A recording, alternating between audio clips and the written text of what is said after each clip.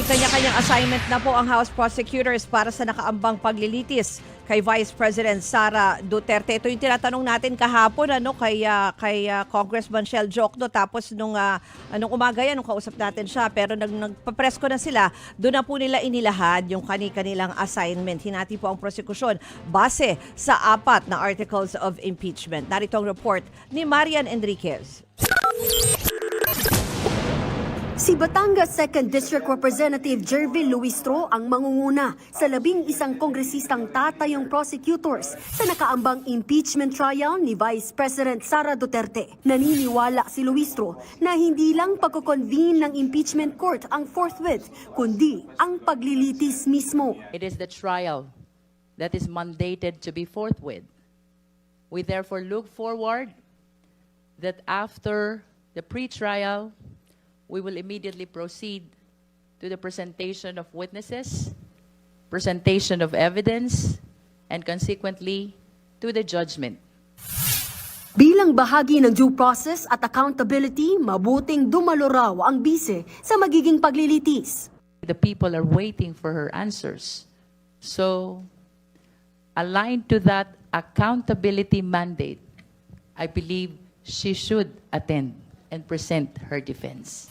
Hinati na ang House prosecutors sa 4 na grupo na nakabase kada articles of impeachment laban sa bise. Para sa Article 1 o ang aligasyong maling paggasta ng confidential funds, tatayong lead si Luistro. Para naman sa Article 2 o ang umano'y unexplained wealth ni VP Sara, mangunguna sa grupo si Congressman Terry Ridon. Sa Article 3 naman o ang panunuhol umano ni VP Sara sa DepEd officials, tatayong lead si Congressman Joel Chua. At Article 4, ang pagbabanta ni VP Sara sa buhay ni na Pangulong Bongbong Marcos at kanyang pamilya, ang grupo ay pangungunahan ni Congressman Lawrence Defensor.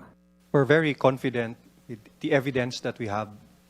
We have been prepared with this since last year. The evidence being very obvious and very clear. It speaks for itself. Given the entirety of the body of evidence that we had seen, tingin ko naman po, on unexplained wealth pa lang po, we can secure a conviction of the Vice President. Pero paano kung harangin ng mga senator judges ang pagpipresenta ng mga ebidensya? The court cannot interfere with that discretion. Kaya sa simula pa lang kung gusto po namin na magtawag ng witness o kaya magpresenta ng mga dokumento, ay nasa sa prosecution po yon. It would be unfair to say that it was purely political. We trust fully that when they take on their roles as judges, they will perform their duties properly. Ang Duterte Bloc naman sa Senado nangakong isasantabi ang personal at political na interes sa impeachment trial. Mandato po namin na gampanan po ang aming tungkulin bilang Senator Judge. And dapat po maging impartial po kami. Whether Duterte Bloc, kung anong black man po yan, Pilipino po kami. Dapat gampanan namin ang aming tungkulin. At ako naman, magiging impartial po ako. Una po, nagpapasalamat po tayo sa leadership at ito pong mga usap-usapan na matatapos na. Kasi masyado maraming ipinukol sa amin, sa majority patungkol sa impeachment. Sana po ito, nakikita niyo naman po, forthwith. Ang palasyo tiniyak na hindi manghihimasok sa paggulong ng impeachment trial.